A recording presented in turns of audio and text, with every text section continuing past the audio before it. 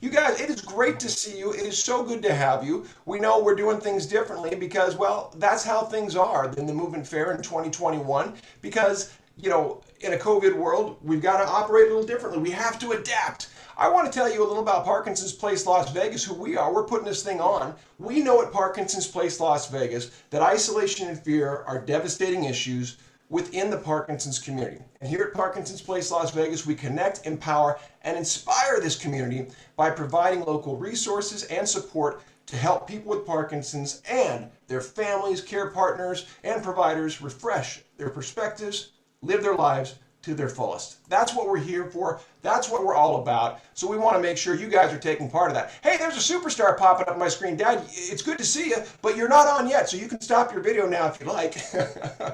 We want to say thank you to our sponsors. We have several today, and thank you very much, AbbVie, Medtronic, and the Parkinson's Foundation for providing some resources for us. It's so good that you continue to support these community programs that make us better, that help us work better together, because again, that's what we do at Parkinson's Place Las Vegas. So if you go to parkinsonsplacelv.org, and you'll see that website a lot today, you will find a presenter page. On that is everybody's contact page today. But one thing I want to remind you of too, this is really important, is that this is not a static event. This is not a sit back and watch event. This is something where we need you to literally be moving. So if you're seeing a presentation and you like it and you just want to move along, go ahead and move with it. Sometimes some of those videos may not be calling for your activity, but you just feel inspired. Go ahead and move it. If they're calling for you to move, let them know. Put it in the chat. Move with them. Keep active, because that's so important for what we're doing. What I want to tell you about is this first program, Yes and Exercise. There's those funny yaks laughing.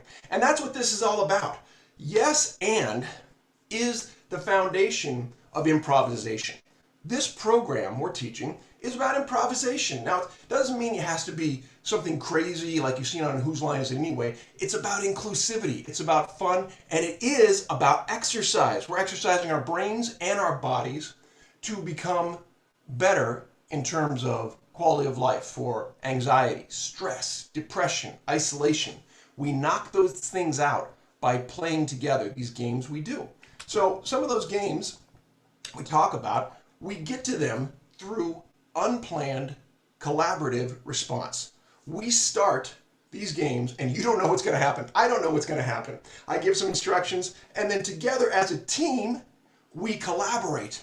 And then we respond with the first thing that comes to our minds. And that makes us work together and find out that, oh yeah, our minds can do more than we thought. We have everything we need. This isn't performance-based. It's all right inside of us, and we're able to take that skill, that confidence, and transfer it into our life, into a yes and positive mentality that helps us approach everything we do with greater strength and capability.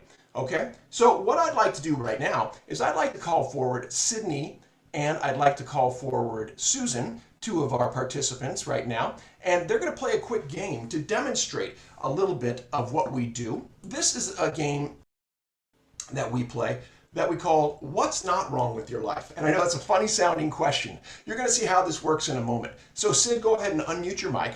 And in the game of What's Not Wrong With Your Life, one participant is going to say, what's not wrong with your life? And the other person is going to say, whatever is not wrong with their life. And we're going to see what that does for them. So Sid, why don't you start out by asking Susan what's not wrong with her life? And then Susan, you go ahead and respond. Take it away. What's not wrong with your life? You know, the fact that 4 vultures flew by my window a minute ago. What's not wrong with your life? The fact that even though it's gray kind of outside today, it's really windy and it's fun to see all the trees and leaves blowing around. What's not wrong with your life? The heartbeat that I feel right now from that dance I just did. What's not wrong with your life? The fact that I get to write a lot. Time to do that. What's not wrong with your life? Friends and family. What's not wrong with your life? The fact that my niece and nephew are here now. My nephew loves to cook and all my meals are showing up. Excellent. Let's flip it around. Susan, you ask, and Cidney, you respond. Take it away, Susan. What's not wrong with your life? It's a beautiful day and the sun is shining. What's not wrong with your life? A couple days ago, it snowed in Las Vegas. What's not wrong with your life? I have family who loves me. What's not wrong with your life? I have a really good drink I can drink in the morning. What's not wrong with your life? I get to be at the movement fair today. That's awesome. So, ladies, tell me, why do we play that game and what does that do for you? Start, Susan, with you. Oh man, I love the blank slate and seeing what comes up, because it doesn't really do any good to plan stuff ahead of time, because I don't know, it might change or you might forget or whatever. And so I just am receiving. It's really very blessing to be in a receiving mode. Excellent. How about for you, Cidney? Um, Kind of the same thing, but I also think it gives you a chance to focus on more positive things um, in life. Where if you get on, I think if you get on the path of going in maybe a negative direction, this will pull you back on and get you on a different path. How about the word gratitude? What does that mean to either of you? Gratitude to me means to just be able to see past the bad things, and that's really been a challenge for a lot of people this last year, and just find those little silver linings. Super. How about you, Yeah, Susan? yeah, and they are everywhere. The silver linings. I agree with you about that, Sid. And for me, the gratitude, the experience that I've had in the improv work with gratitude is when I'm interacting with my scene partner and they're really listening and we're working together. There's this thing that happens back and forth. So I feel grateful toward them, and my response makes them feel grateful toward me. So there's this nice circular thing.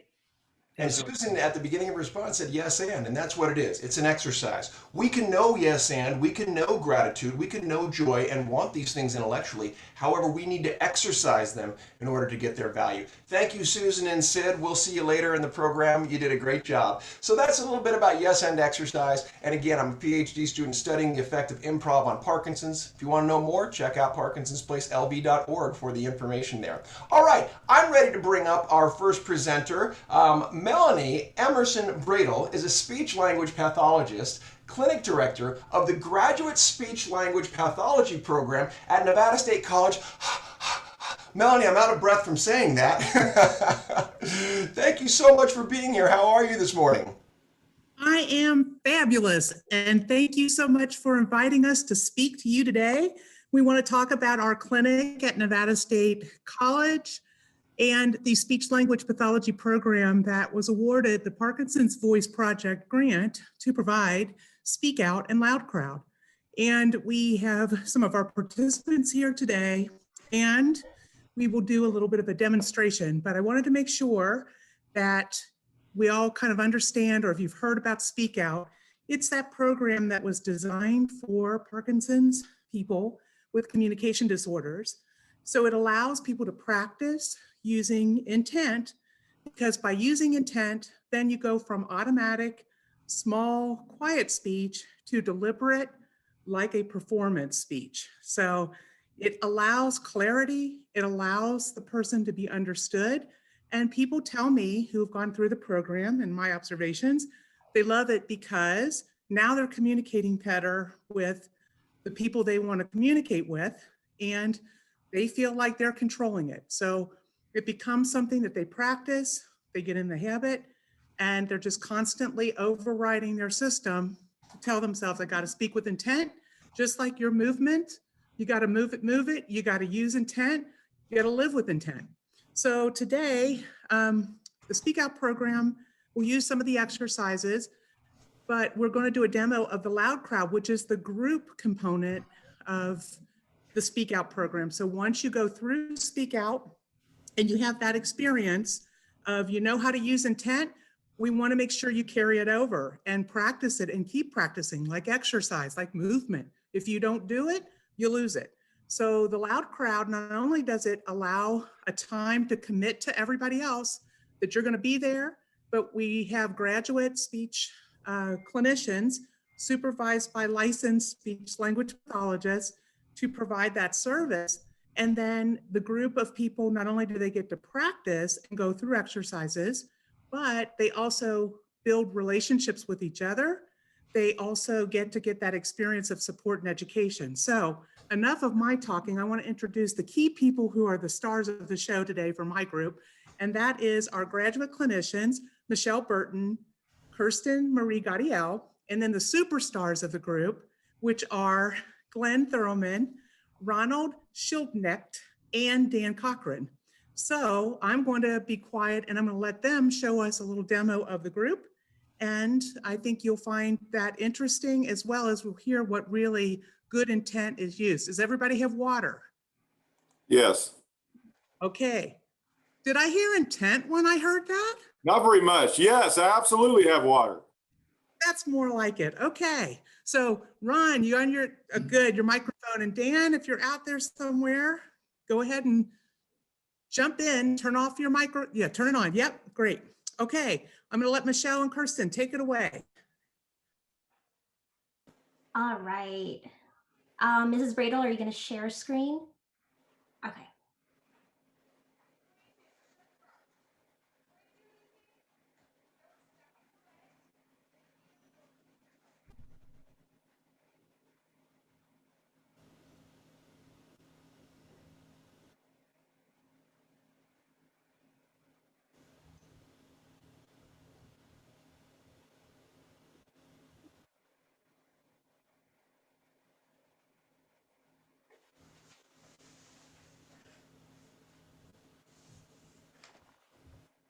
All right.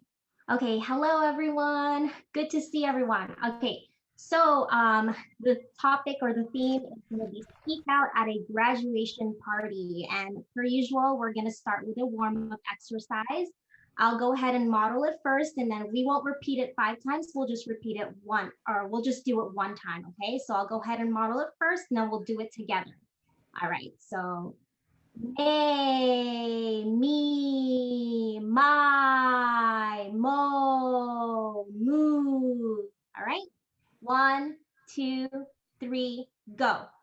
May, me, I, oh, moo. Great. All right, that was great, guys. So we're going to move on. Like I said, or like Kirsten said, we're kind of going to speed through this. So we're going to move on to the ah. Remember to say it with a good quality voice and no trailing off at the end, maximum of 10 seconds. So we're not going to do it as long as we can. And I'll model it first, and then you guys will just do it once. All right.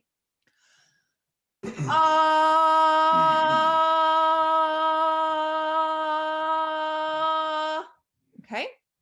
1, 2, 3, go.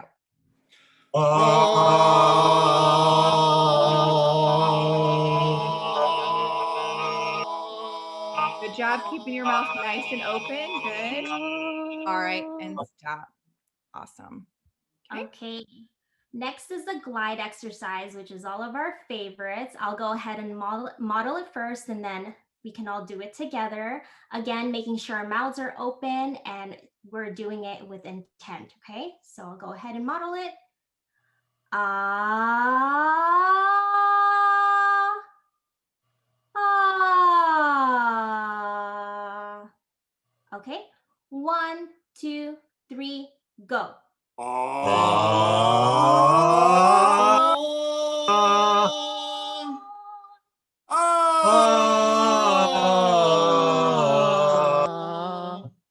Great.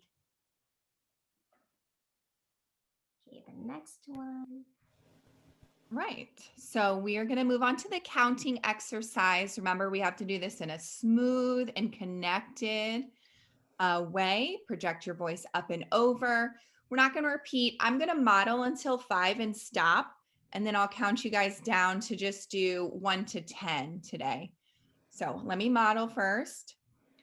1, 2, 3, 4, 5, and stop. Okay.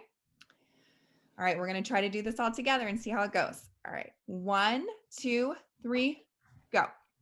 One, Two, three, four, four, five, five. Stop. Okay, 3, 2, 1. six, Six, seven, Eight, nine, 9, 10. Stop. Okay. Okay, so the next one is for the purposes of time, I'll just go ahead and pick one person.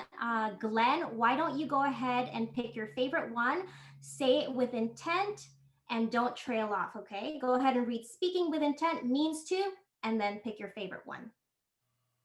Speaking with intent means take control of your speech. Awesome, that was great. All right, let's move on to the reading exercise. All right, so the reading exercise. Dan, I'm going to have you pick one and read it. Make sure you slow down, say everything with intent, okay? Pick one and read it. You do not need magic to change the world. We carry all the power we need inside ourselves already. All right, good job. That wasn't too fast or anything. All right, Ron, can you pick one for me? Lots of intent. Your success and happiness lie in you. Resolve to keep happy, and you shall form an invincible host against difficulties. Helen That was Keller. great. That was great. All right. Cognitive exercise up next.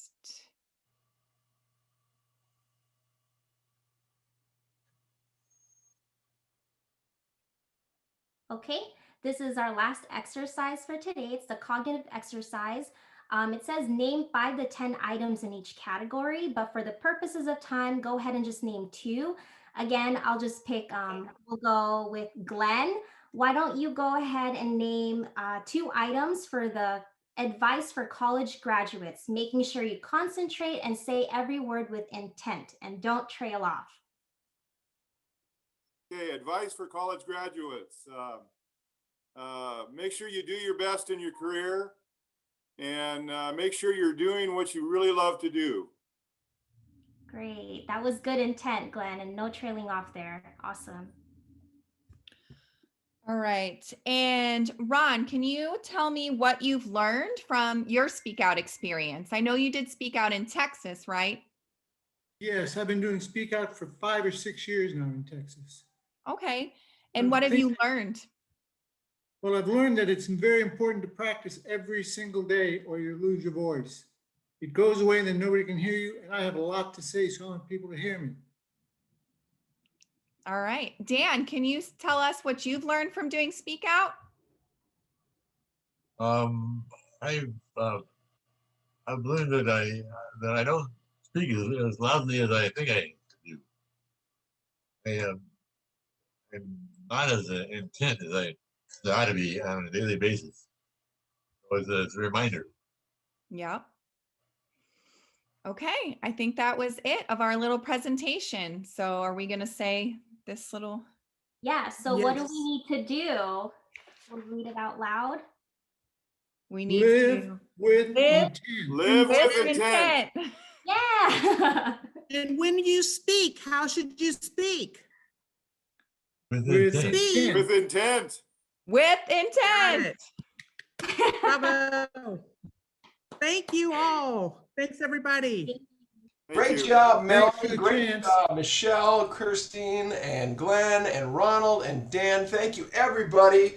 Thank you so much. The work you're doing is fantastic, and yeah, full disclosure, the handsome guy there, Dan Cochrane, that's my father. So love that he's doing the work. Love that all of you are doing the work to get your voices forward. Let's go ahead and close down our video so we can move on to our next presenter. You guys are doing great. And again, I thank you so much for being here, for doing this in the chat. If you love that, give them a thumbs up. Tell them they did an awesome job.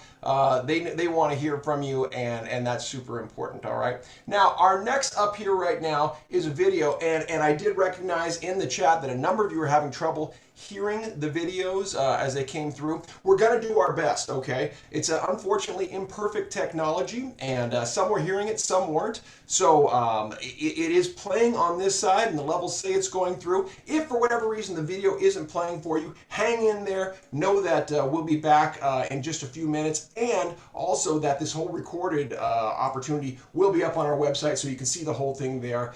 We will keep tweaking with the sound, but again, all levels seem to be playing through on this side, so we're going to do the best we can with that, all right? And let's see what we can do. We want to welcome right now one of our first videos for the day, and let's bring her forward. She is also one of our Parkinson's Place board members. Her name is Darbe Schlosser, and she is the creator of the program is Motorvation. What she does with this is she presents and she trains unique ways for people to move, and she's at the Physical Therapy and Balance Center on West Cheyenne. If you want to check out some of this stuff, take a look. It's pretty cool. Here we go.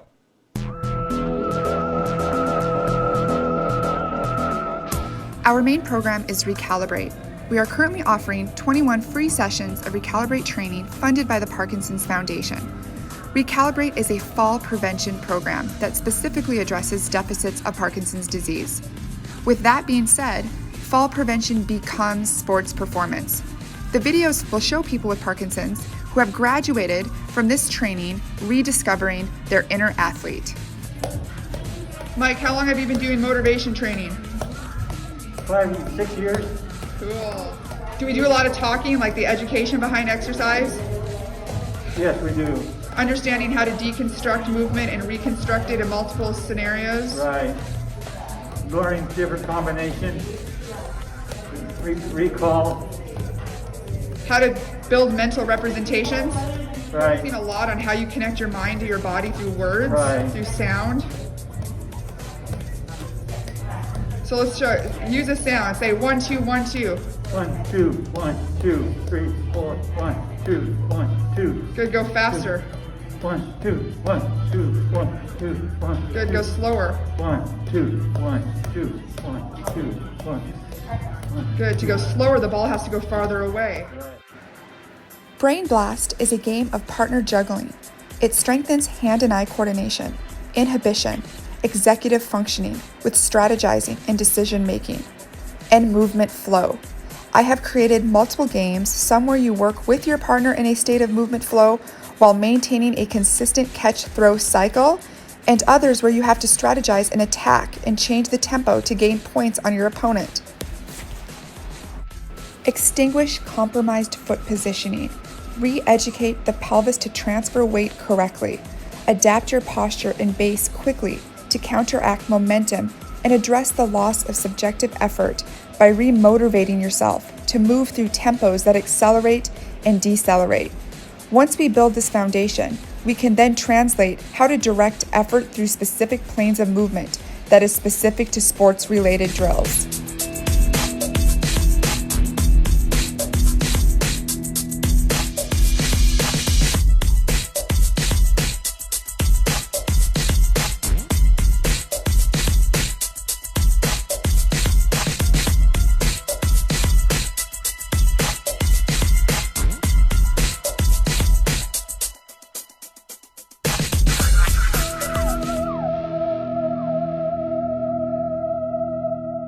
Give it up for Darbe and Motorvation. That is, again, she's one of our panelists. She's one of our founding members of Parkinson's Place Las Vegas. So proud to have her. And thank you so much for that presentation. You can find out more from her at the website Parkinson's Place Las Vegas or parkinsonsplacelv.org, and all her contact information if you want to get signed up and get doing some motivation and some of those great exercises, those fun things she did. That's the place to go. Check us out. All right, I want to say thank you to our sponsor AbbVie. They have a video right now they'd like to share with you. Here it is.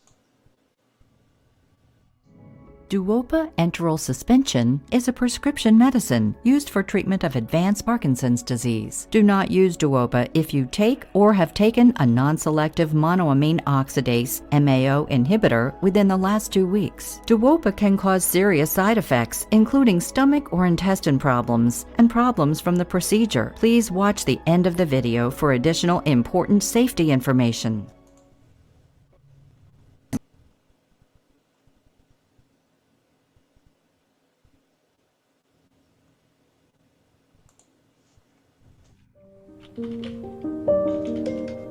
See, I would say when I think of my life story, when it's all said and done, I want people to remember that I was a fighter.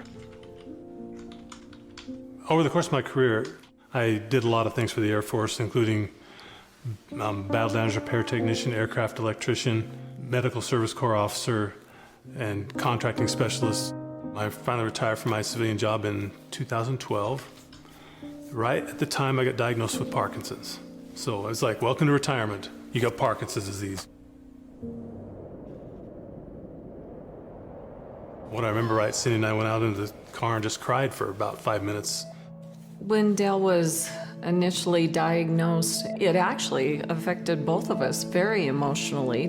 But within just a short period of time, I saw him take something that was frightening and make it positive. He set up this amazing support group. The way you react when life hits you with things does define you as a human being. There's some wonderful people out there that I met in the support group that it's cut them down in their prime of life, you know, and I just hate to see that.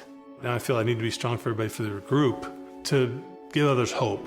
Speak, you've been quiet for so long. My doctor first started prescribing for me the carbidopa-levodopa, and for a long time, when I took those pills, it felt like I didn't even have Parkinson's. And as time wore on, then I was taking 36 pills a day. So my day was just ups and downs, you know, and it's completely exhausting. We looked at other options for treatment.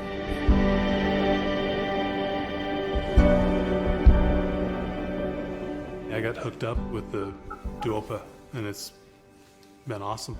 Parkinson's has slowed me down in that area, but it hasn't stopped me. I get back to my antiques and my tinkering that I like to do. When we decided to get involved in boxing, Cindy got certified, so now she's my coach. I look forward to the next day as the sun's shining, and I look forward to being with Cindy every day. He's written a book, and it talks about people with Parkinson's disease. Quite proud of it. It's a thriller. The overall message of the book is it gives people hope.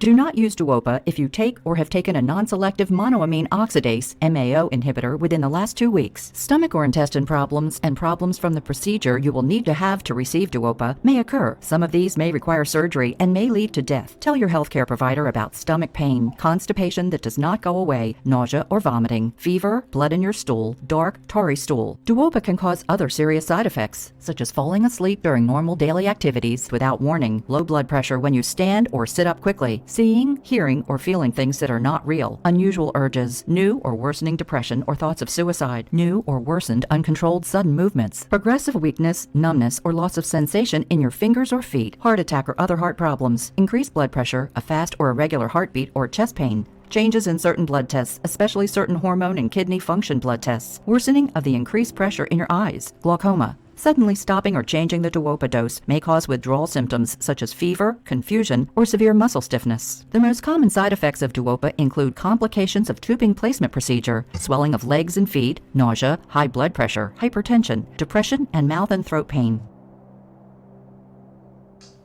Want to say thank you again to AbbVie for allowing us to share that. So let's bring up Dr. Stephen Zhang. He's a board certified neurologist and fellowship trained movement disorders specialist at the Neurology Center of Nevada. Dr. Stephen Zhang, come on up here and let's talk to everybody. I appreciate you so much being here. You're new in town and we're so happy to have you. So you have co-hosting capabilities. You ready to take it away, my friend? Yep. Thank you, Robert. All right, buddy. Hopefully this works well. Hopefully everybody can hear me as well. Can everybody see this okay? All right. There we go. All right. Hopefully everybody can see it. Hi, I'm Stephen Zhang. Good morning, everyone. It's my pleasure to be here talking to everyone. So just a little about myself before we get started. I did my neurology residency at Emory University and my movement disorders fellowship at UC San Diego. My wife grew up in Las Vegas, and we recently moved back to Vegas about half a year ago. And I'm currently practicing at the Neurology Center of Nevada. Our main location is in Henderson, but we do have satellite offices in Summerlin and Pahrump. I currently don't go to the Summerlin office yet because of the pandemic, but will be in the future. So at our clinic, every single Parkinson's and DBS patient is seen with me and me only.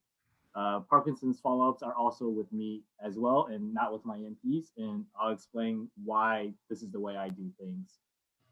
Currently, there are only about 5 movement disorder specialists in Las Vegas, and I'm the only one in South Vegas. So that, having said that, this kind of transitions into my next slide.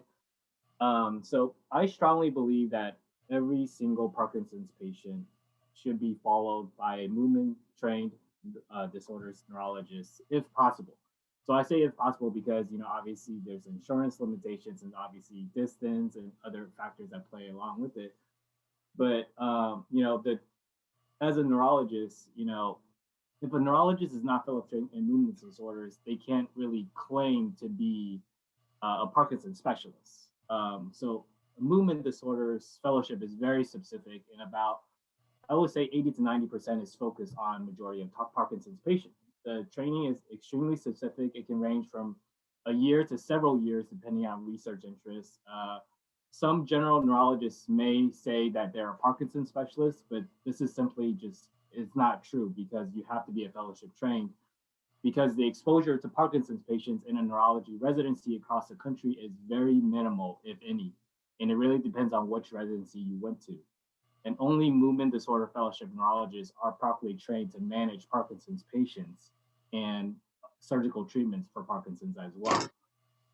So here's a quick list of just the 5 movement disorder neurologists in Las Vegas. All this information, I believe, is available on the Parkinson's Place website as well.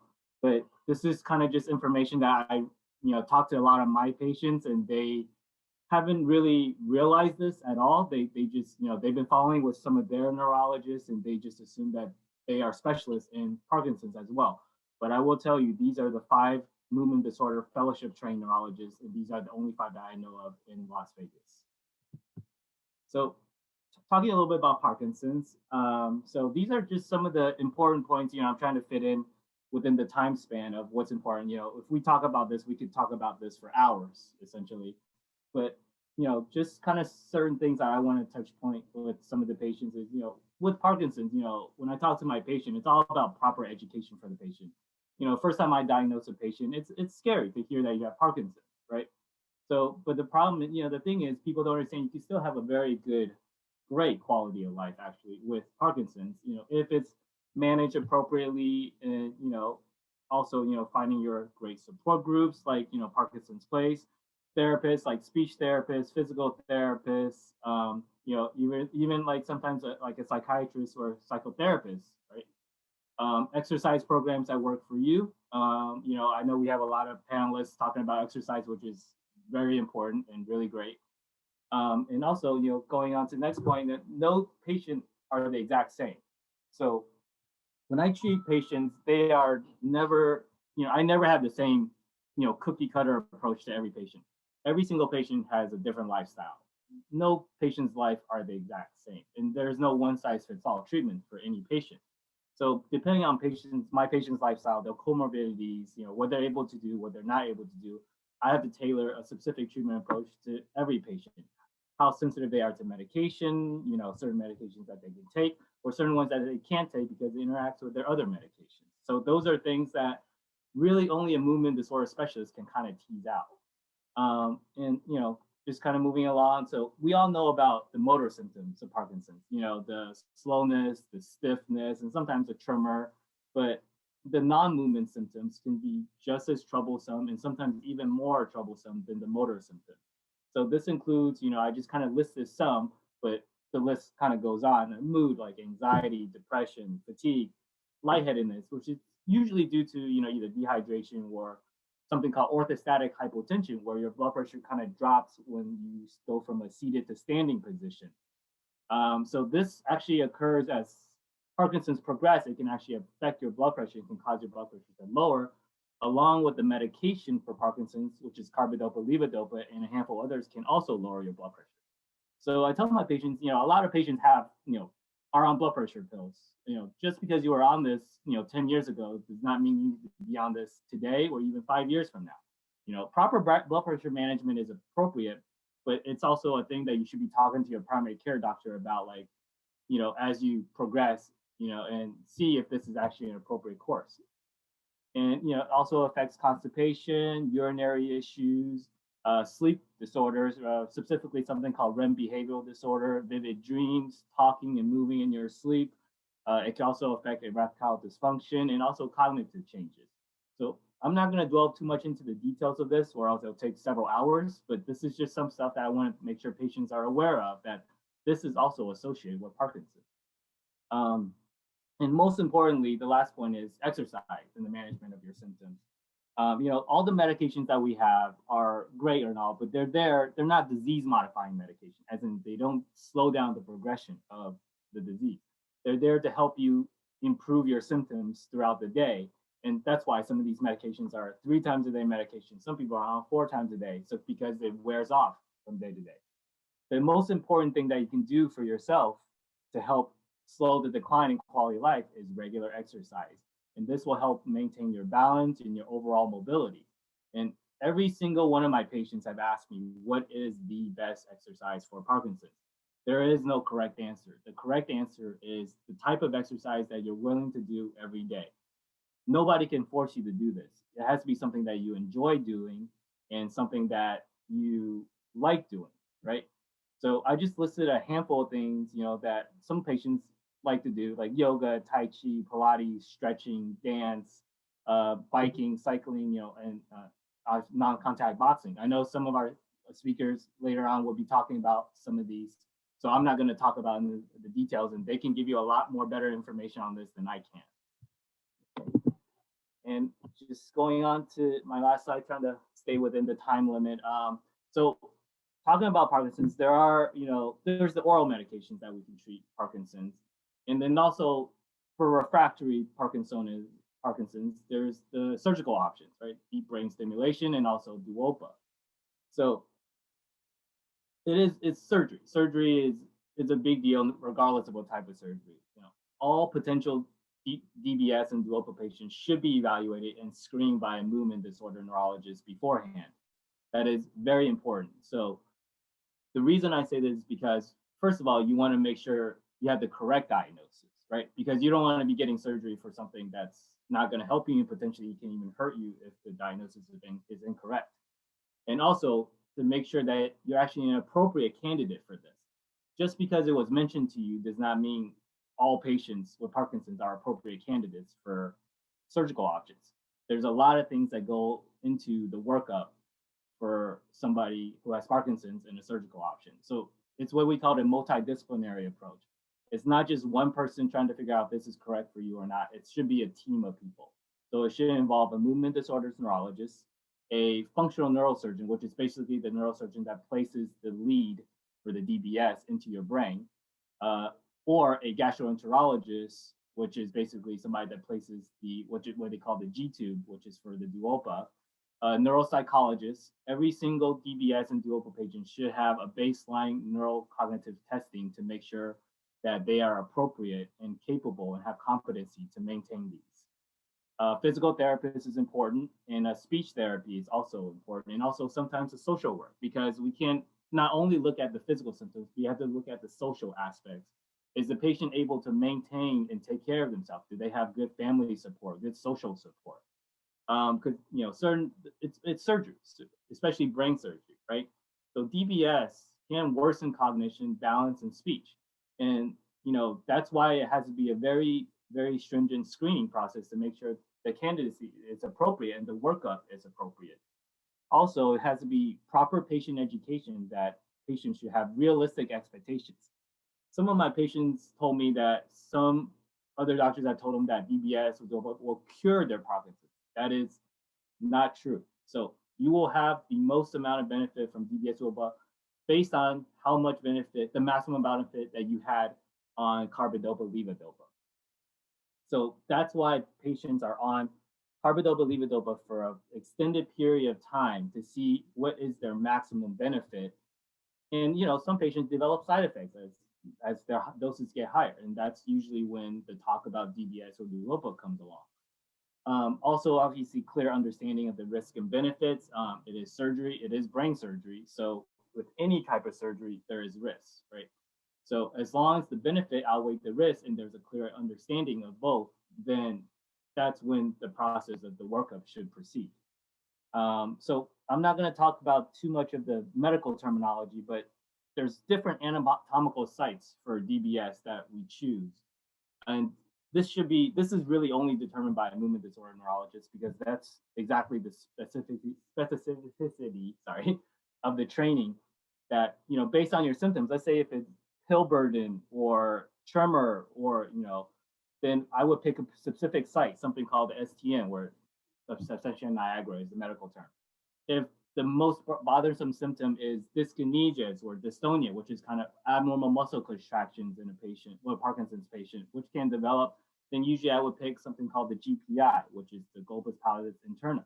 There's some debate of one versus the other, but the location and anatomical site is usually determined by the movement disorder neurologist based on the most bothersome symptom by the patient, the side effects, and everything that goes along with it. And lastly, electrode placement is very important. And this is done by the functional neurosurgeon. If an electrode is not placed in the correct place, there is nothing I can do to send a signal to help with the Parkinson. So that's why it is a multidisciplinary approach. That's why it's involved in so many people, because it's not just one person says yes or no. It is a group of people that determines all of this. So this is a lot of information, I know, in a short span of time, but this is the stuff that I feel like it's most important. And a lot of my patients have asked me about, and sometimes don't get the correct information. So I want to make sure that everybody is aware of what is appropriate management and with who and what type of patients are appropriate candidates and things like that. So that is all I really prepare for like a 10-minute kind of talk, but I will kind of jump back on at the end for that Q&A session. If other people, if anybody might have questions, I'll be happy to answer any of them. Everybody give it up for Dr. Stephen Zhang. Come on, give him the yays, woos, all that good stuff. Thanks so much for being here, Dr. Zhang. And, no problem. Hey, your video is muted right now. I don't know if that was intentional or not. Oh, sorry. Yeah, that's sorry. I didn't. Yeah, my bad. Everybody heard you just fine. Your presentation okay, cool. showed just fine. So yeah, where does his face go? I go, well, he put something in front of me. He's still here. See, he's here. Yeah, sorry. Yeah, I don't know if it blocked it when I went full screen or not, but yeah. But yeah, my information is on the website, like Robert said. But I'll jump back later on for the Q&A. If anybody has questions, I'd be happy to ask. I know I try to fit a lot of information in a span of 10 minutes, but and I went through that pretty fast, I know. But this is recorded, and I will jump back. I'll try to make some time towards the end of this in case somebody, and I'm sure people have a lot of questions because I talked about a lot of stuff. So I'll try to jump back on and answer as many questions as I want. I wanted to do this live for multiple reasons, because sometimes I, like Robert said, I don't trust Zoom sometimes, because I ran into the same problem because we have a lot of these conferences as well, right? So, but I will come back and I'll try to, as a neurologist, to try to answer as many of the patient questions as I can. But I know we have a long lineup of, panelists and great exercise that's going on. So I'm going to let them take over. And that's actually probably more important than anything I have to say. So, Dr. Zhang, what you had to say was great. We thank you so much. We'll see you at the Q&A in a few, okay? Thank you, guys. Appreciate it. And like Dr. Zhang said, and it's so important, and in fact, my good friend and co-founder and vice president of Parkinson's Place Las Vegas, Pat, just said in the chat here a moment ago, he said that, hey, this is the world we're living in.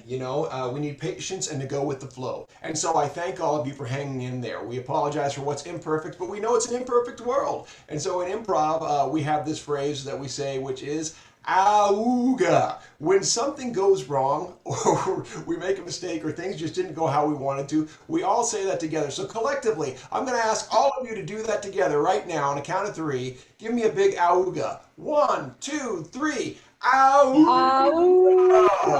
Oh, I've got some of my panelists in there that are vocalizing too. Hey, attendees, you can type a big Oguh. Spell it any way you want. That's grace. That's freedom. That's liberation to say, you know what? I don't control everything. None of us do. We do our best. We work together. Okay? And we got a lot more for you, so let's keep rolling on this thing. I want to bring up my friend right now and another co-founder of Parkinson's Place Las Vegas, Cidney. Why don't you come on up and say hello to us? Cidney is a Davis Phinney Ambassador and a good friend, as well as this awesome person who does things with this program, Pedaling for Parkinson's. Sid, I'll tell you what, do you want me to go ahead and play the video first and then you can add some stuff to it? Yeah, because I think about half the people can hear. Right. Those here will just see me riding a bike, but I'll go over a look. It's a really cool dynamic video, and again, it'll be up on the website to see it in full, or for those who can't hear it, you're going to see Sid here in her class at home taking a Pedaling for Parkinson's class, and it's very cool. So let's go ahead and let me put that into share mode so we can all check this out together. And again, hang in there. If you can't hear it right now, you will be able to at least see it, and you're going to hear how she does this program, which is very cool. All right, here it is. All right, welcome to my Pedaling for Parkinson's class. Just a little story about how I got involved with Pedaling for Parkinson's. I actually participated in J. Albert's study 10 years ago at the Cleveland Clinic here in Las Vegas. That same year, 2011, I went to my first RAGBRAI, which is a registered annual bike ride across Iowa. And it was an amazing event, and I have been riding ever since. I believe it's made a huge difference in the progression of my Parkinson's, which I probably had for about 14 years, although I've only been diagnosed about 10. And funny thing is that we were never really able, we tried to get Pedaling for Parkinson's class here in Las Vegas. We hadn't been successful. So even after being involved with Pedaling Parkinson's for 10 years, the first time I ever actually participated in a Pedaling Parkinson's class was last April when Tom opened this up on Zoom. So this is what I do every Monday, Wednesday, and Friday from 9:30 to about 10:30. I'll let Tom, after I'm done, just give any kind of information he wants about the program, but I can say that we all have Parkinson's, we all have issues with apathy, we all have a hard time getting up and going, or at least I do. I know that there's times I just do not feel like doing anything, and so this has been a godsend to me because I know I can get up and I can get in my class and I see people who I know and who I enjoy being around, and so it's helped me continue, even through this pandemic, to keep my exercise up. I did a survey from the National Institute of Health a couple weeks ago, asking all kinds of different things about. They were trying to study the effects of the pandemic on people with Parkinson's. And of course there have been some, but what I really stood out in that survey for me was that I was able to say that my level of exercise has not decreased since this pandemic. In fact, it probably has increased. So that's a huge thing. I also think it's helped me with my mental health, just partially because I'm riding the bike and feeling better from exercise, but also the social aspect of being able to be with this group of people. So anyway, Tom, did you want to say anything? Sure.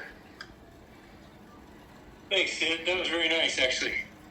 Nice introduction. Well, Pedaling for Parkinson's has been around for a number of years now.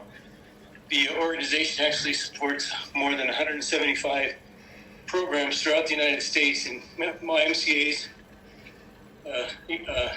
recreation districts, municipal recreation centers, things like that. So, not sure how many riders are riding, but we're in the thousands easily.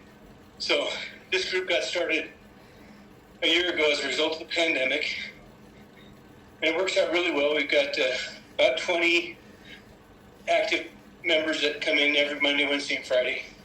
We also have a session that goes on Tuesdays and Wednesdays Eastern time from 9 to 11. This class is Monday, Wednesday, and Friday Mountain time, 10:30 to 11:30. So, give you an idea what that does. To find out more and to register for a class if you like, visit www.pedalingforparkinsons.org. That's pedaling, the word FOR, and Parkinson's, all together, pedalingforparkinsons.org. All right, thank you, Tom. That's it. So, if you want more information, you can go to pedalingforparkinsons.org. You can get a hold of me or Pat, and hopefully we'll see some of you on this ride in the future. Everybody give the audience a wave. Thank you. All right, we're good.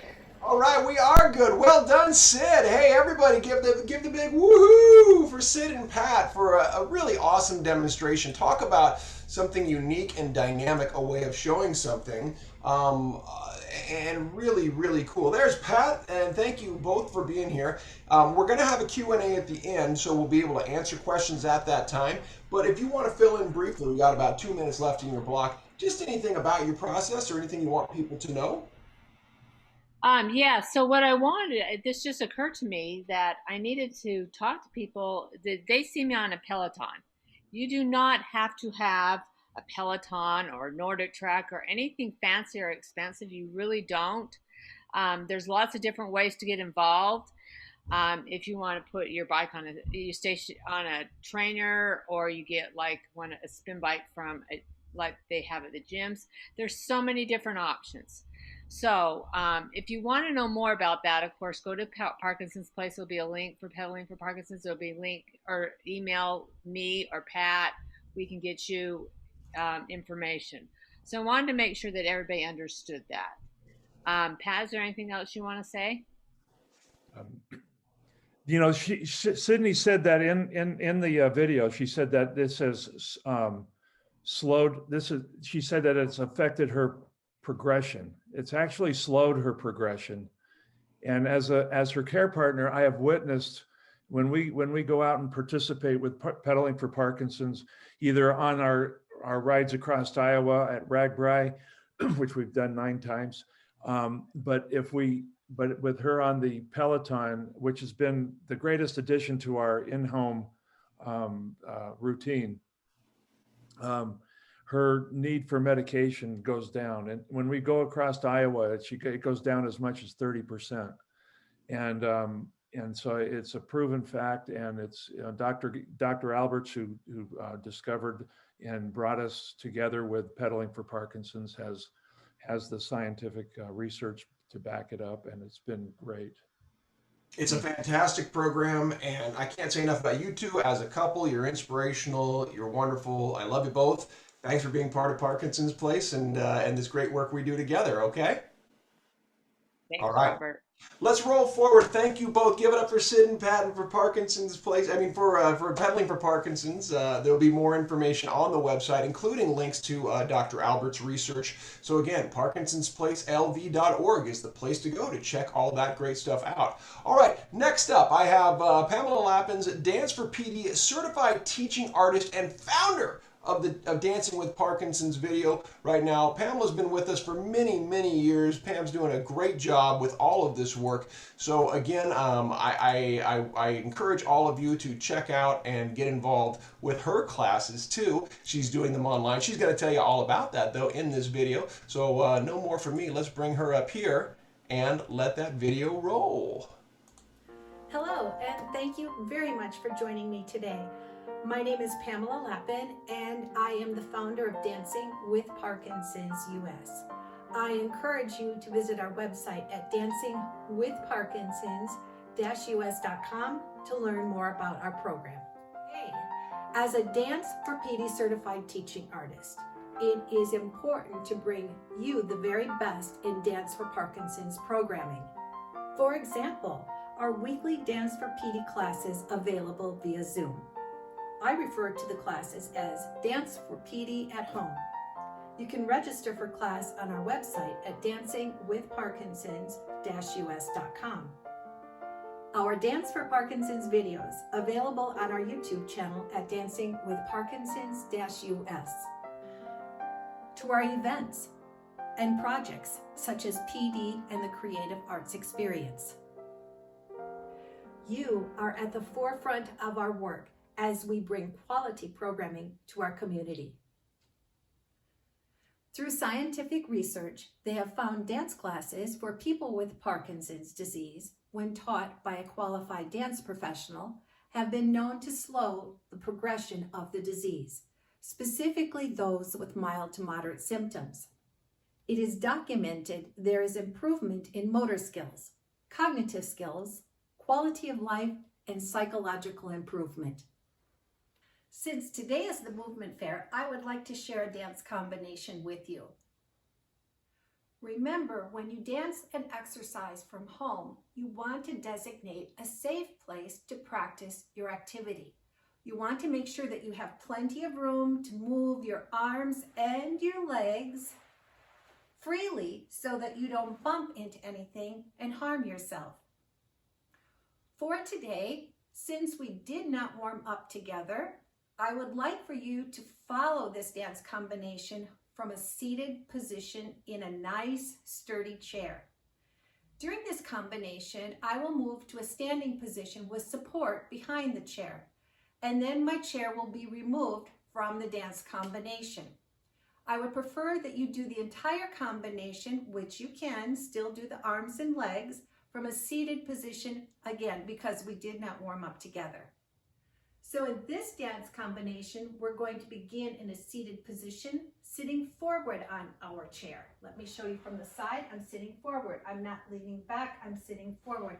I'm imagining that I have red boots on my feet with nice heels, silver gloves on my hand.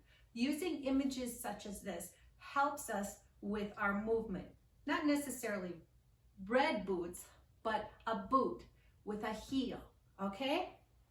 Now what we're going to do is we're going to take the side of our chair, reach up, grab something important to you, bring it down to towards your heart, and share it with everybody in the video.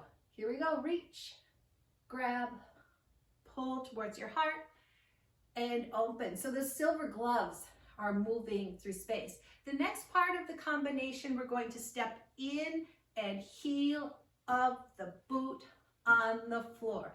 Palms down or up. Set an intention with those gloves up or down.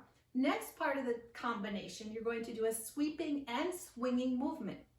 Sweeping and swinging, and we will do that 5 times, and then you'll draw a circle and press. We will do that on the other side and then step heels 1 more time. Now remember that move in time with the music that you hear. Sometimes via Zoom there can be a delay in the sound.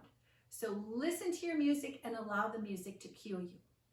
Then the last part of the combination, you will draw a circle, reach that silver glove up, dive the silver fingers down, and press. And you'll do that on the other side. From there, in the video, I will go to a standing position supported with the chair. There will be a variation of the movement, the same thing when I move without the support of the chair. So again, I'd like you to just follow along, keep dancing from your chair, but you'll see what we do in the Dance for PD class and then our new class, which is called Dance for PD Pro. Let's have fun. I would like to extend a very special thank you to Joe Raybuck at Fat Coda Studios for providing today's music. Reach, silver gloves upward, grab to your heart and throw. Reach, grab, hold down strong, throw, both hands to me, grab, throw, throw, one more, reach, take each other's hands, soften into heel step, heel of the boot, palms of the gloves upward, pressing down, breathe deep, open wide, swing and sweep.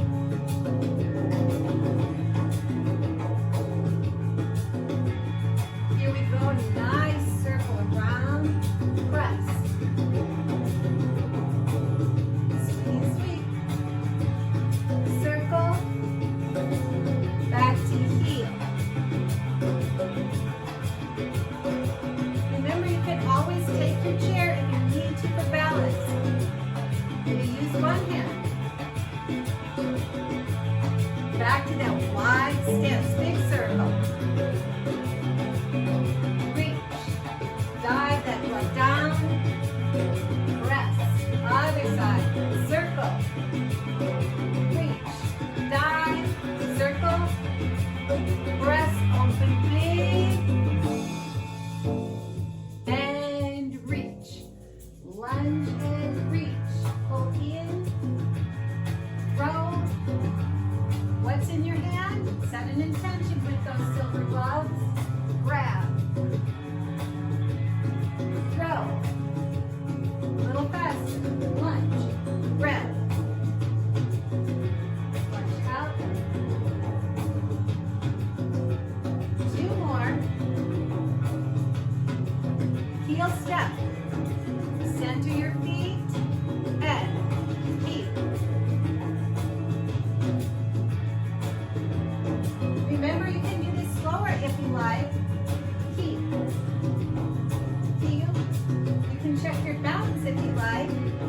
Swing and sweep across the midplane. Circle, press, swing and sweep. Circle, back to heel step. Let's go slower. Add the hand. Heel of boot, silver glove. And big circle, big. Reaching over the mountaintop, direct those fingers.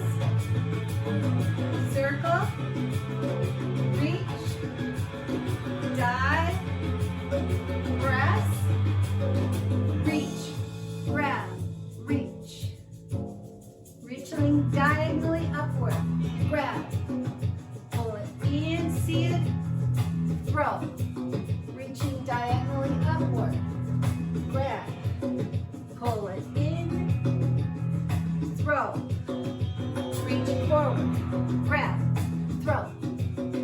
Reach forward, grab, throw. Pressing back. Deep breath in, press those gloves up. Heel, step.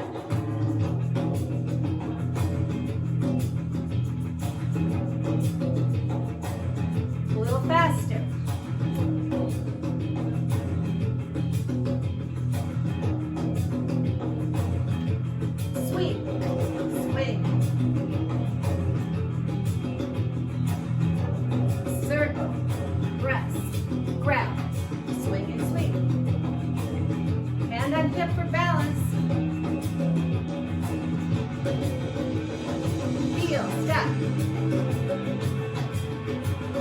Keeping your arms forward for balance. Pressing down.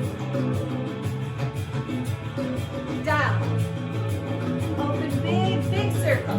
Hand on hip. Dive. Press. Hand on hip. Reach. Dive. Circle. Press. And reach. Grab. Throw.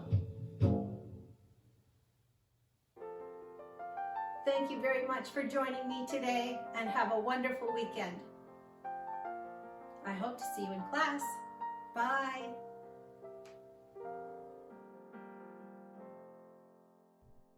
Everyone give it up for Pam, doing a great job. Wow, that was absolutely beautiful. Dancing with Parkinson's, there's the website, but don't forget you can always find all of these websites and all of this information on our website, because all the presenters today have given us their contact information and are going to stay engaged, stay in touch with you, because we want everyone here to keep moving. Whatever form of dance or yoga or bicycling or improvisation or boxing or whatever it is you want to do, keep moving, keep connecting, keep engaging, keep refreshing. Hey, it's like there's a sign behind me that says that sort of stuff. I want everybody to keep doing that, because we do better when we're working together. So that's what we want to happen. We want everybody to keep playing that way. That's the way we do it. All right, so at this time, we're ready to take a little side look at what we've been doing. As a matter of fact, I want to call up my friend from Zappos Adaptive. His name is Derek Flores. He is the Zappos Adaptive Site Operations and Merchandising Lead.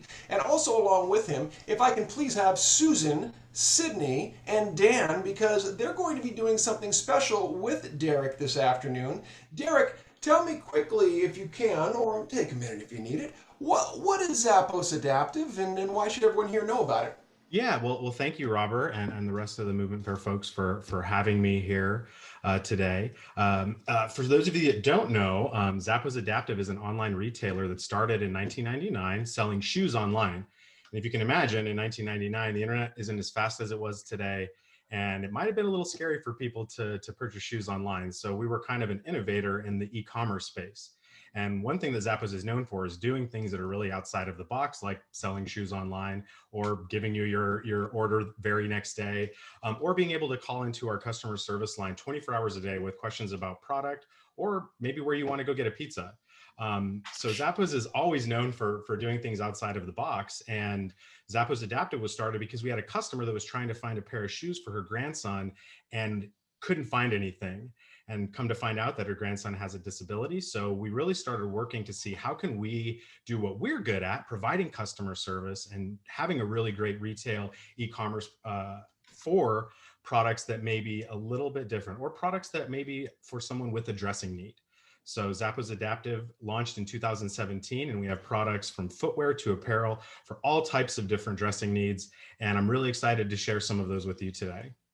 All right, super. Well, we're excited to see them, and we in fact have 3 models with us today who are ready to present some of that. Do you want to take them one by one? And yeah, sure, definitely. Wearing. Who's up first? Let's go with Cidney, since we all just saw her hustling on that Peloton. So one thing that Zappos Adaptive really tries to do is just kind of make the curate the product that's not only functional, that people can get on easier, but it's also fashionable. So Cidney, for example, her top that she's wearing has a very wide neck opening to be able to get it over your head a little bit easier if you're struggling to do that. And it also doesn't have any buttons or snaps that you would have to adjust to be able to get it on. So it's a very, very flattering top, and it's super easy for Cidney to get on. One thing that we also do is we provide products that maybe aren't necessarily designed for someone with a dressing need, but they inadvertently have a feature that would work for more people. For Cidney's pants, for example, they are just a stretch pant. And if you can see here, I have an example. There's no buttons, there's no zippers, there's nothing here. So she's able to get these on super easily despite any sort of dressing need. And we try to really make sure that we're pulling all of that product together so that it's easy for our customers to find what may work for them. One last thing for Cidney, we have a brand that makes a shoe that is just slide your foot right in, and it's called Kizik. It's a fast design technology that creates a rebounding heel that pops your shoe on, so you don't have to tie your laces, you don't have to use a buckle, you don't have to use anything. You just slide your foot in and it goes right in and you're off on your day. What is it, Cidney, that you like about some of the clothes that we sent out? Well, the shirt is just darling, and it also has a little bit a magnet on the back too, so that Yeah. adds to the get really easy to get on. The pants are just just super easy. Sometimes when you have leggings, they're hard to pull up. These are not, and they're super soft and comfortable. The shoes, if you saw, I was gonna try and show better, but you just put your foot in, and it does it. It bounces back up in the back. So yeah, they're all just very easy, functionable. I love the top. It's cute, and us Awesome. women, we like cute stuff. Exactly. And you want to be able to have that independence and be able to feel as good as you can. So awesome. Thank you, Cidney, so much. You look great. And we'll move on to Dan. Dan, how you doing, buddy? Good, good. So in looking at what we wanted to provide for Dan, let's try to get him something that's going to be easy for him to get on, whether it's the top, his jacket, his jeans, or his shoes. So one thing that's really cool about the jacket that Dan's wearing is it has a magnetic zipper at the bottom to be able to connect your zipper to be able to pull it up. So theoretically, you can put that on with one hand. And there we go. So a really cool jacket that looks like a jacket that every one of us would wear, and it's super, super easy to be able to zip up. The other product that we wanted to highlight with Dan's help is the denim that he's wearing. So we wanted to provide him with a really comfortable pair of jeans that was easy to get on and off and didn't have any sort of buttons, zippers, or snaps. So we got him a pair of 7 adaptive jeans that have a Velcro at the button, and also Dad, don't do it. Yeah, I got it here for you, Dan, so you don't have to take your pants off. That has magnetics, similar to what Cidney was talking about on her shirt, with little to no effort to be able to get them on. And it looks, it's like it's your normal pair of jeans, and you can easily get in and out of it if you need to. Lastly, for Dan's shoes, Dan got some Billy footwear shoes, and these things are sweet because you only really need, similar to the shoes that Cidney has, one hand to get it on because it has a zipper. Sorry, I have to give a safety note. Dad, take a seat and show the shoe. Don't try to lift. Oh yeah, you can sit. Yeah, sit down to show the shoe. This is This is care. This is real-time care partnering. Please sit so you don't fall, Dad. Sit down and show the shoe to the camera. Thanks. One thing, and while Dan's getting his shoe off to show everyone, one thing about a lot of the products that we're pulling together is there's a really unique story behind each one of them. So this particular shoe, you can see the whole top of the shoe flips off. It flips up, and then it's connected by a zipper, so you can put your foot in, do the zipper, and you're good to go. So all of these brands, there's a story for the most part behind them of why they did this. This particular shoe for Billy footwear, Billy had an accident when he was in college and was unable to tie his shoes after tons and tons of physical therapy. And he decided that he wanted to create these shoes to give other people that independence and freedom to be able to get their shoes on, because it was the one thing that he could do after an accident. Or he couldn't do after an accident. So that's really awesome from our perspective, because we get to see these stories. We get to learn about all of these great people that are making products that are just going to make it that much easier for people to get dressed and do it while still being fashionable. All right, Dan, do you have any feedback about any of the products that we provided you? Well, they're so comfortable. You fall asleep in them. There you go. There you go. I'm a big proponent of pants and tops that are very, very comfortable and maybe have a little bit of stretch in them. So that's something that you'll find on the website a lot of. They are. Good, good. All right, and let's move on to Susan. Susan, look at that. There we go. Super cute outfit, very on trend, and also easy to get on.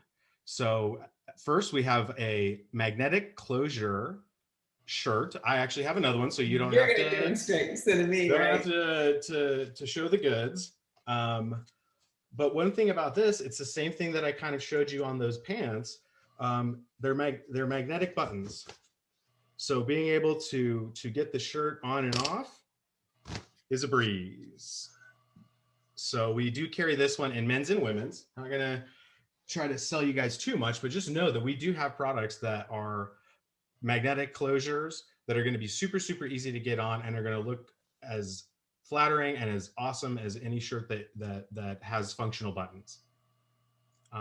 Moving on to Susan's pants, same thing that the same thing that we kind of took for Cidney. Those are pull-on jeans that have a faux button and faux placket in the front, so that it looks like, hey, these are just your regular old pair of jeans, but they're super soft and easy to get on, and they look great.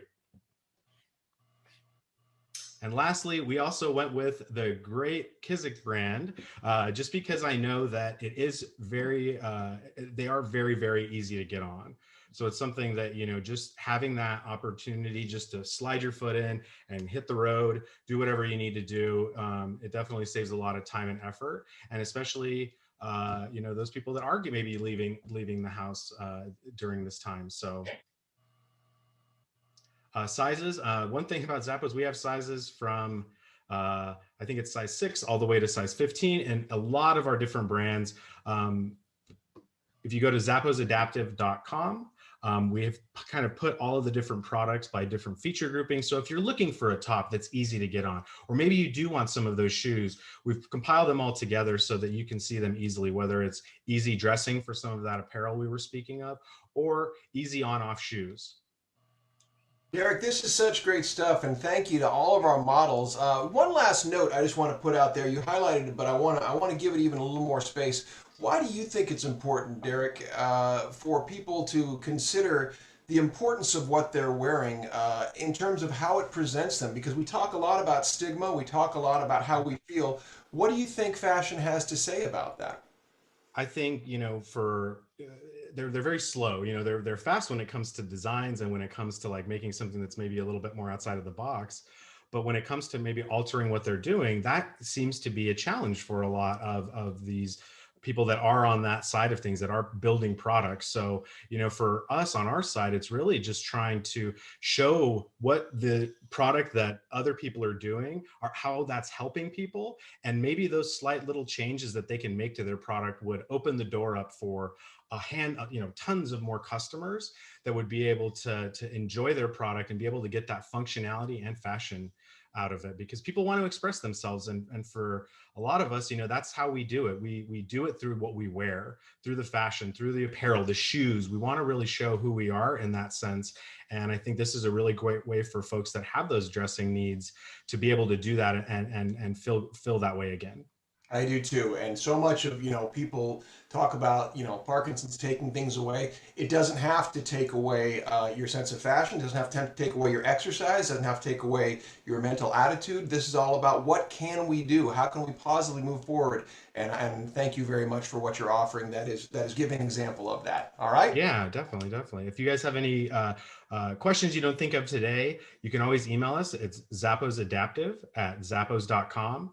And also follow us on social media if there's any questions, if you're having trouble shopping. As I mentioned earlier, Zappos is known for our customer service, and there's always going to be somebody there to qualify any of those questions you have. So feel free to reach out. That's what we're here for. We want to keep this going, and we want to make sure that you guys are able to find that product that's going to make it that much easier to go about your day.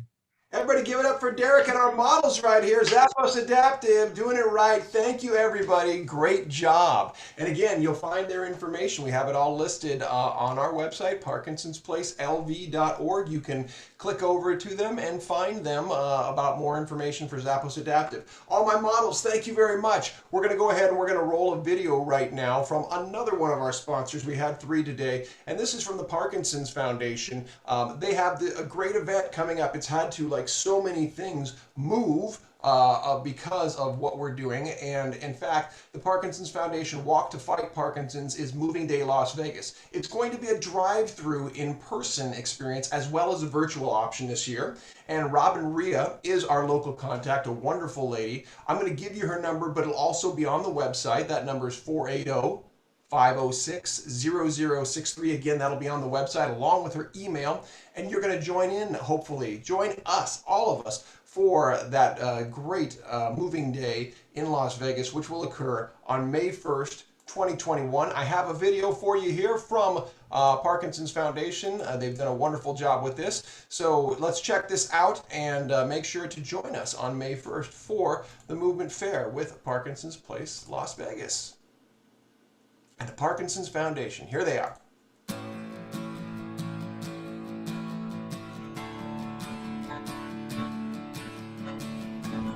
Parkinson's disease is trying to slow us down, but we are strong because we are together. We're fighting for mobility together. We're reaching for a cure together. Let's go. Let's reach. Let's fight. Let's move.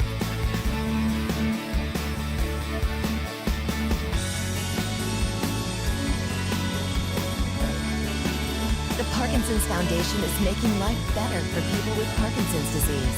And now, it's time for you to join the movement. With your help, we will improve care for more people with Parkinson's.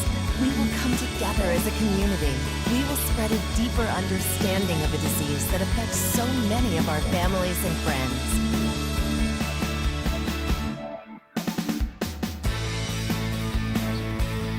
Moving Day is here, and we are counting on you. Sign up to walk at movingdaywalk.org, because people who move change the world.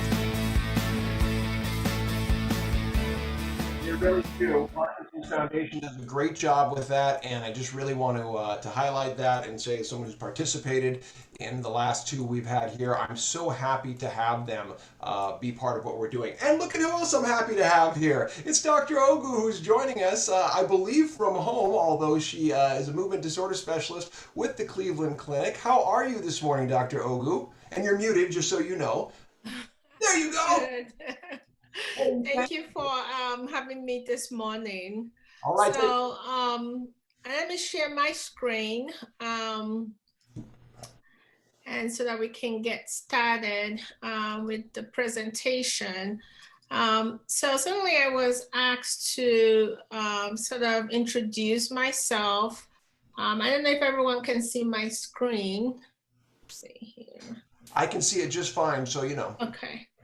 All right, so I certainly was asked to introduce myself. I am new to the community, but not new to Parkinson's disease. I certainly started my medical training at the University of Illinois. So, and then furthered my medical training, neurology training by doing a 2-year movement disorder fellowship at Northwestern University.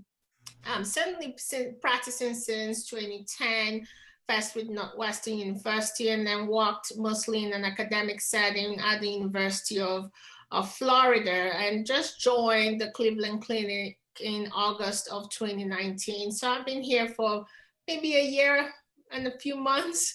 So certainly, you know, Parkinson's and movement disorder in general is a big passion of mine.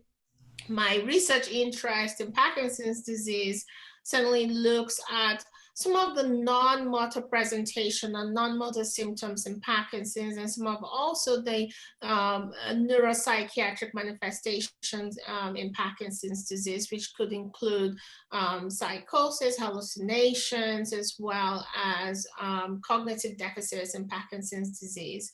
So I bring to the community certainly a wealth of expertise based on scientific data, a very fresh perspective to the conversation that is Parkinson's disease.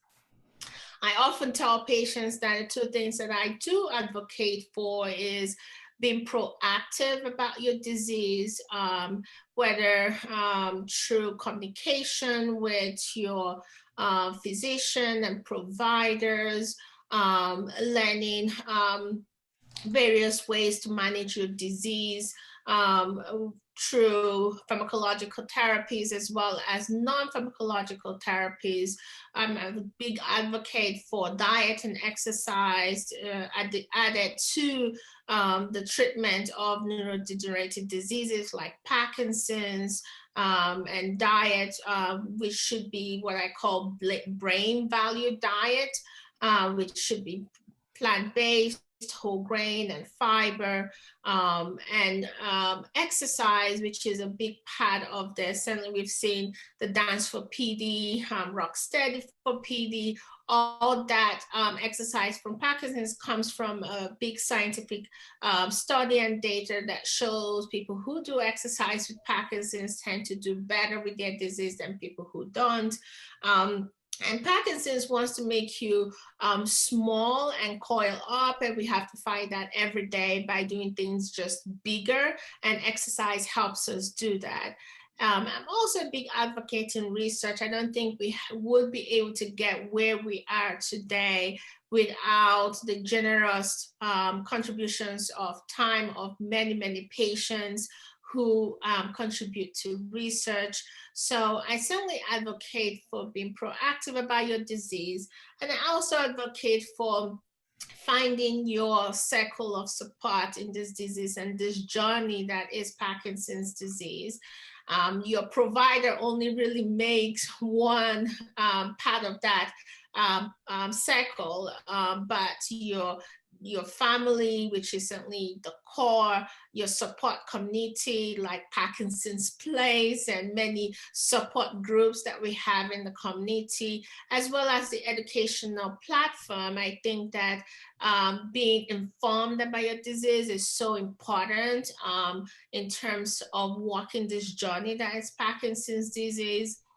And education can come through many sources. Parkinson's Place here at Cleveland Clinic, we have many educational forums to participate and ask questions of the experts. Certainly, you know, I think that that is so important in finding that circle of support. And what does the future hold for Parkinson's disease? I believe the next 5 to 10 years of Parkinson's, the treatment may look very much different than what we have now. There is a lot of talk in the community about having a tailored approach to Parkinson's treatment. And the three, I believe the three parts of this would or may involve genetic and gene-related therapies, immune therapy, as well as cell-related or stem cell-related therapies. The Parkinson's Foundation has a big genetic study going on that is looking at genes from many, many people.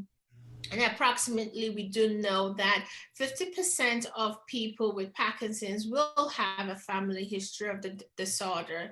And even though we talk a lot about those dominant genes in Parkinson's that affect people who are below the age of 40, we're also discovering a lot of those similar genes in people who are older, whether by having variant mutations in that specific gene. So there's a lot that we are learning about Parkinson's and what causes sort of that variability from one patient to another who has Parkinson's disease. So Parkinson's Foundation is doing an awesome study. We actually got a report last week through the Parkinson Study Group looking at these genes and how they are involved in Parkinson's. And we do know three of the biggest genes that are often involved is the LAT2 gene here, which my pointer is pointing to, the GBA gene, as well as one gene that's called the SNCA. So those genes are very common in many patients, at least the 15% of patients who have a familiar risk of Parkinson's disease. And I call them risk genes because they give you a risk of Parkinson's, but there are also patients who may not necessarily develop Parkinson's. So there's so many other factors that interplay in developing Parkinson's. And I think that at least having a better information on how Parkinson's is inherited, or perhaps the risk genes that are involved in Parkinson's, will be one way in terms of tailoring therapies to certain patients with Parkinson's disease. So the two main trials are looking at ways to reduce GBA protein and reduce the activity of LRRK2. So those are the two big genetic trials that are going on now, and hopefully we'll get some results on what those studies show. The other clinical trial looking at immunotherapies in Parkinson's disease. And these are the use of cancer medications that are used to treat patients with Parkinson's disease. Like many clinical trials, when we do find some of these drugs that are repurposed for Parkinson's disease, they definitely reduce certain abnormal proteins in Parkinson's disease. We do know that the bad protein we all talk about is alpha-synuclein. And what immune therapy can do is clear alpha-synuclein, or clear that bad protein from the brain. Again, I think I missed this slide or misplaced the slide, but these are all the studies that are looking at genetic trials for Parkinson's disease. But in terms of the immunotherapies that are currently enrolling, these are some of the immune therapies that are enrolling, and basically they target clearance of alpha-synuclein and that bad protein in patients with Parkinson's disease, whether by active immune therapies or passive immune therapies. So this is an interesting development, and again, tailoring treatments for Parkinson's, because again, as I said, not all patients will present the same, nor progress the same. So there are different variabilities in the progression of Parkinson's that we as researchers are certainly looking at. And then the last one, and I think I get this question asked all the time, what is the use of stem cell or cell-related therapies in Parkinson's disease? And I do know that there's a lot of places out there that you pay lots of money to get stem cell therapy, but I still say that it's not ready for prime time. I do know there's some clinical trials that are looking at whether using stem cells as a way to deliver neuroprotective factor into the brain in hopes of reducing progression of Parkinson's disease. So there are certainly sites that are either using embryonic stem cells or stem cells that are reprogrammed, such as cells from your skin or fibroblasts, and reprogrammed to become dopamine producing neurons in the brain. So there is certainly some, but not a lot of clinical trials. I think the biggest one is actually in Europe, and they are using both embryonic stem cells as well as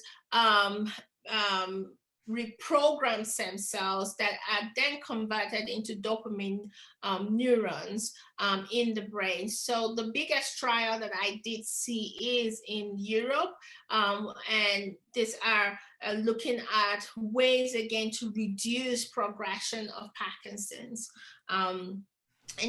When I looked through clinicaltrials.gov, again, there were some places that were doing research by invitation, but again, as I said, still not ready for prime time, and we're still collecting a lot of data. But what I do know is that the treatments for Parkinson's will look certainly different in the next 5 to 10 years. And I know a lot of patients will be like, why not now? Again, we have to take the time to perfect those therapies and certainly understand better why patients with Parkinson's are variable in terms of their presentation as well as in terms of the progression of Parkinson's disease. So I think this is my last slide, and I hope that I would see you. And I certainly have enjoyed all the lectures today on the adaptive devices. I actually need to talk to our occupational therapist about that, because we get a lot of patients who come into the clinic just wanting to have some sense of independence. And I think the adaptive devices would be a very awesome way a great way to give them that sense of independence. Thank you. I do too. Dr. Oguh, thank you so much for your time. Everyone give it up for Dr. Oguh. And her information and information about the Cleveland Clinic is going to be up on our website again. So if you want to get a hold of her or the Cleveland Clinic, Louisville Brain Center for Health, you can do so. Thanks again, Dr. Oguh. We really appreciate seeing you and having you join us. And make sure, yeah, there you go. Stop your screen share. We appreciate it. We're going to roll forward right now with our next presenter. And this guy is, in fact, coming to us live from the Tony Kress Training Center. Everybody, ladies and gentlemen, please give it up for Orlando Illustrissimo, the assistant head coach of Rocksteady Boxing. Take it away. Hello, how you doing? Hi. We are together Rocksteady Boxing. Thanks for joining us live today. With me here today is my team, trainer, Mark. We got volunteers, Jordan, Joey, and Sam. Real quick info about Rock City. We are a joint facility with Tony Kress Training Center. If you want to get more info, you can go to the website, such as our address or phone number on Rock City Boxing Green Valley or the Parkinson Place website. Real quick about our program. It is, first of all, non-contact boxing program, open for all level. No boxing experience required. It's been proven that high intensity exercise such as boxing helps slow down the progression of symptom of Parkinson. Right, real quick info about our facility. We follow all COVID guidelines such as wearing a mask. We have a 10 by 10 square area that you can work out, and we clean before and after our workout. Real quick, if you want to join us, give us a call for an assessment. That way we can place you in one of our class. We have two class. We have Spartan class, that's a level 1 and 2. And champ class is 3 and 4. The only difference between the two is 3 and 4 is for members that are high risk fall. Our schedule for the class, Spartans are 10 a.m. That's Monday to Friday. Champ class is 11, Monday to Friday. Saturday, have one class, 10 a.m. That's a combined class for everybody. Our exercise is not just limited to boxing. We cover strength, balance, vocal, and much more. All right, fun time. So if you're joining us live today, give yourself a brain break and follow us with our demo for our class exercise. All right, my team's gonna work with me with that sign inside. All right, so when we do our class, our first one is our 10 minutes warm up. That's gonna help us get ready for our first workout. All right, so for warm up today, we're gonna do big step, big swing. It's just like walking in place, but we're gonna exaggerate the movement by taking the big step and swing the hand overhead. We're gonna start with our right foot and left hand. We're gonna do 10 repetitions. Team, are you ready? Ready. All right, count out loud 10 times. We go. 1,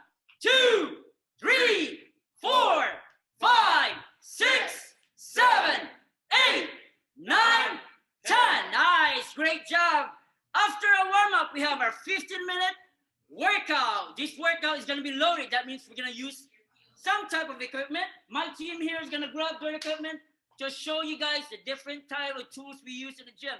If you're following us live, grab a book or your water bottle. That's going to be your equipment for the workout today. Our exercise, we're going to hold your tool right in front of you. We're going to twist all the way to the right with your hips, twist back to the left, pivoting the foot. We're going to do 10 reps. Ready, team? Ready. To the right side. 1, 2, 3, 4, 5, 6, 7, 8, 9, 10. Nice. Put that water bottle, whatever you have in your hand, down real quick. All right, now we're moving on to our boxing. 15 minutes. We're just going to work on basics today. So we'll get you started with your fighting stance. Fist, hands on the chin. We're going to put that right leg to the back. First combo is going to be 1-2. That's our straight punches. Straight jab and a straight cross. We're going to do 10 reps. Ready, team? Ready. All right, here we go. 1, 2, 3, 4, 5, 6, 7, 8, 9, 10. Perfect. Your next combo is 3 and 4. That's going to be your hook punch. Left hook, bend the elbow 90 degrees, horizontal to the floor. Your fist is going to be on the side. It's going to be the same thing with your right hook. We're going to do 10 reps. Tim, are you ready? Ready. Here we go. 1, 2, 3, 4, 5, 6, 7, 8, 9, 10.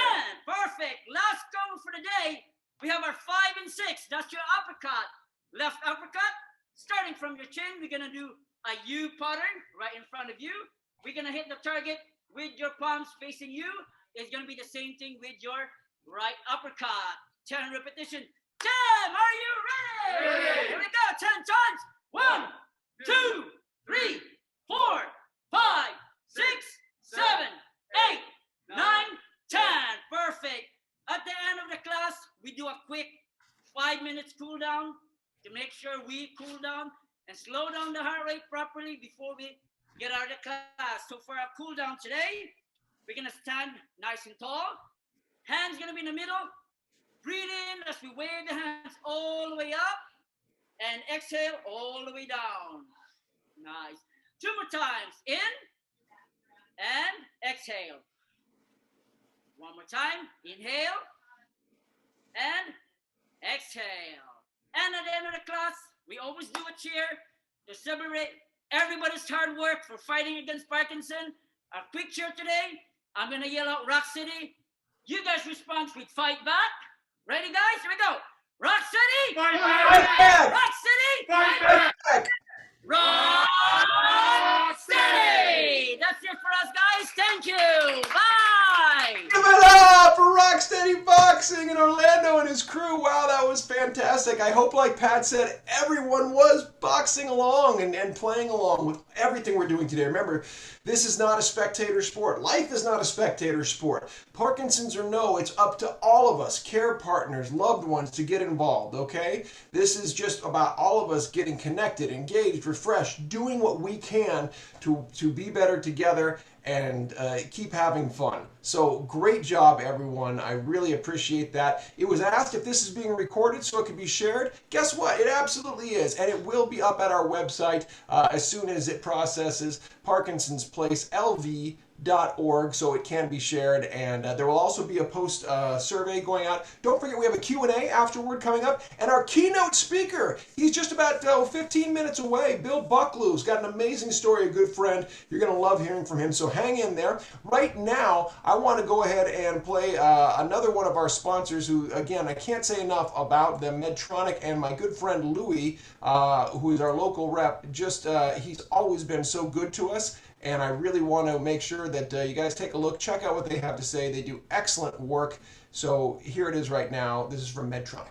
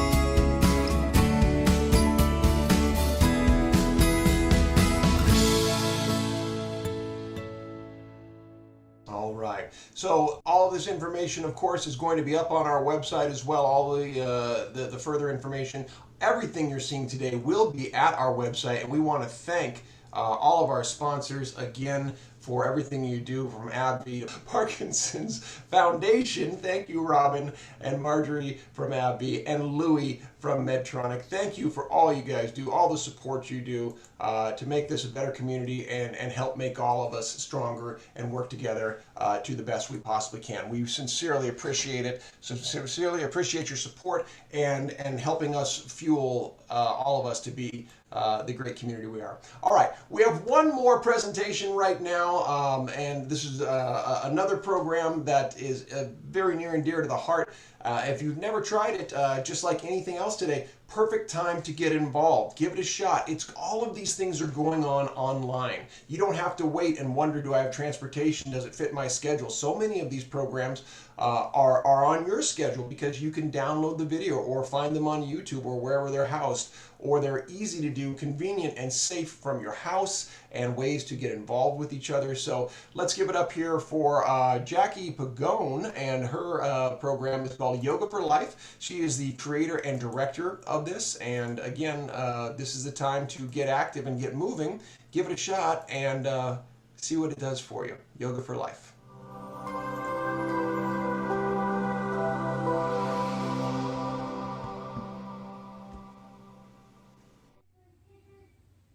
Hi, my name is Jackie Pagone. I am the creator and director of Yoga for Life Las Vegas. We provide specialized yoga classes, workshops, and trainings for all ages and all abilities. Thank you so much for joining us today for Yoga for the Movement Fair. In collaboration with Cleveland Clinic Nevada and the Parkinson's Foundation, we do offer a weekly chair yoga class that's completely free to those living with Parkinson's and caregivers. Our teacher, Nina Linda Alvarenga, is going to lead us today in a sample of a chair yoga class. Enjoy. Hello, I'm Nina, your yoga teacher, and today we're going to take the spine in all 7 directions to maintain the optimal health of your body and maintain Parkinson's symptoms at bay. All right, here we are in the chair. So find a very tall spine. Take a hold of the chair with your hands. Slide the heels directly underneath your knees. Pick up tall through the crown of the head. Draw the shoulders back and down. Press the tailbone into the chair and draw the chin in slightly so the ears are over the shoulders. As you close the eyes, practice a cleansing breath. Inhale deeply. Exhale, side out, part the lips. Again, breathe in. Exhale, open. And then as you close the lips, be quite aware of your feet. Elevate the toes, place them down lightly. Elevate the heels, press them down firmly. With the lips closed, increase the depth and capacity of your breath. Inhale deeply. Inflate the tummy, the rib cage, the collarbones rise. Exhale fully through the nose. Inhale deeply, filling up the trunk of your body with your breath. Exhale fully.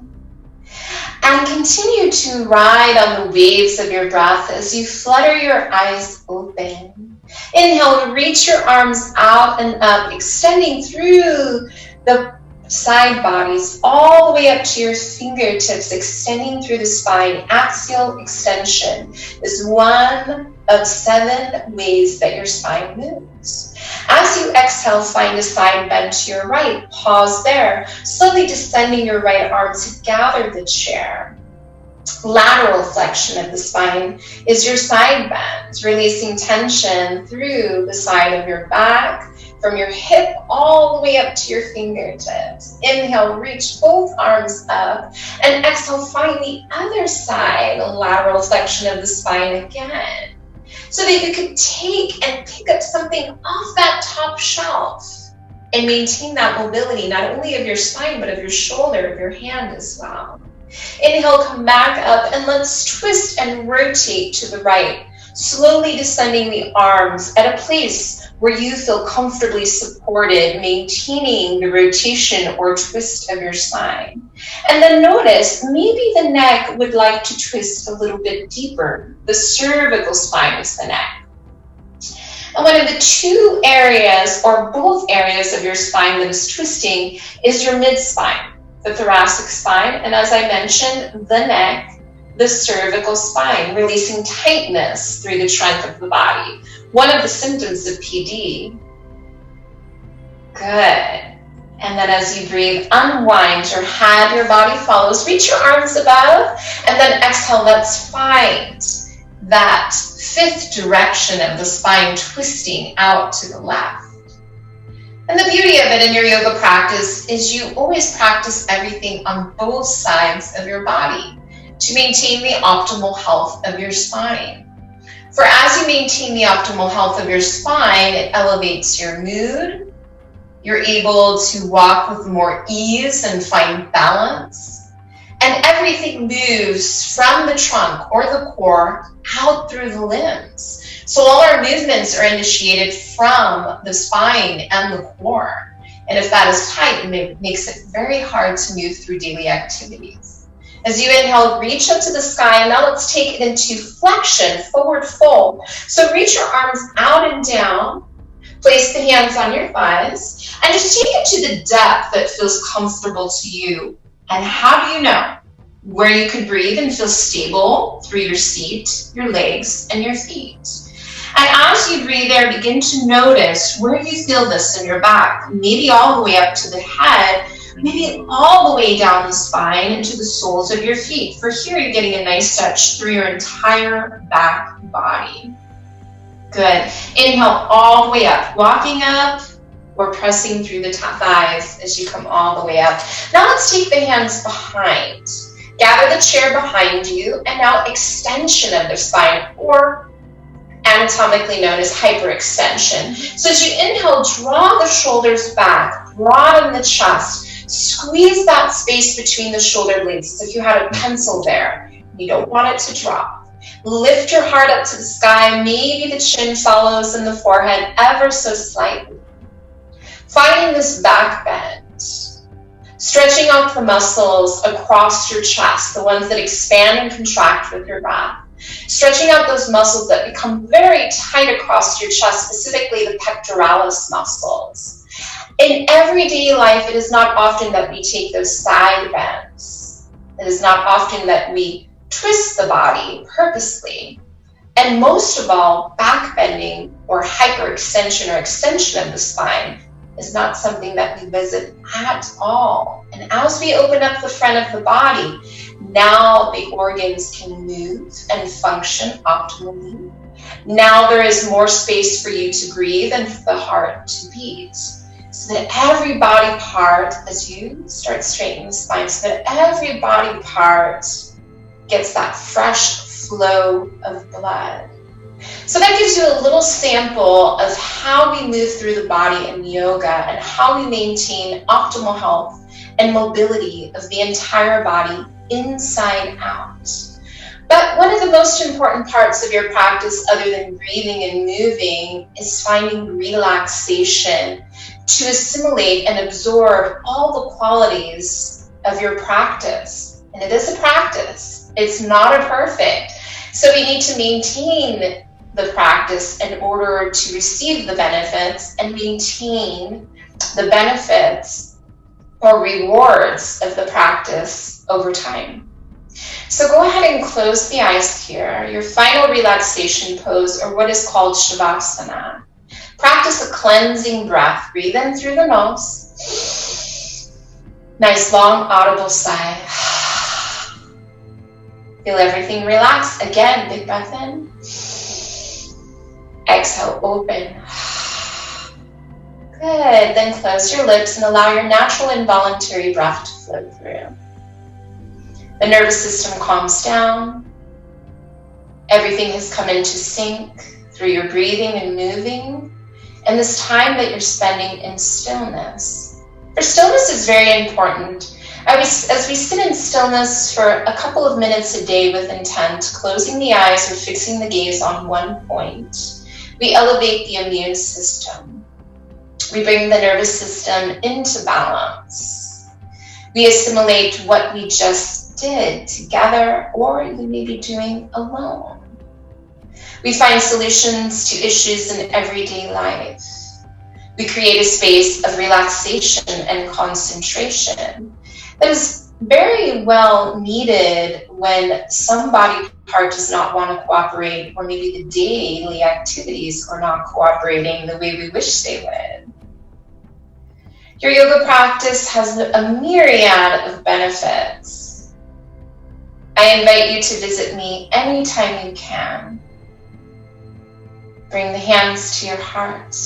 Allow your head to bow in, honoring this time with yourself, honoring this time of movement and breathing. From my heart to yours, namaste. Thank you for joining me. Send us an email, drop a line if you want to get a hold of us, or come to our live classes online on Zoom. We have them weekly just for you. Caregivers and family members are welcome. And classes are gratis at yogaforlifelv.org. Bye for now. Thank you. Thank you so much for joining us today for yoga. We hope you enjoyed it, and we look forward to meeting you each week in our free chair yoga class for the Parkinson's community.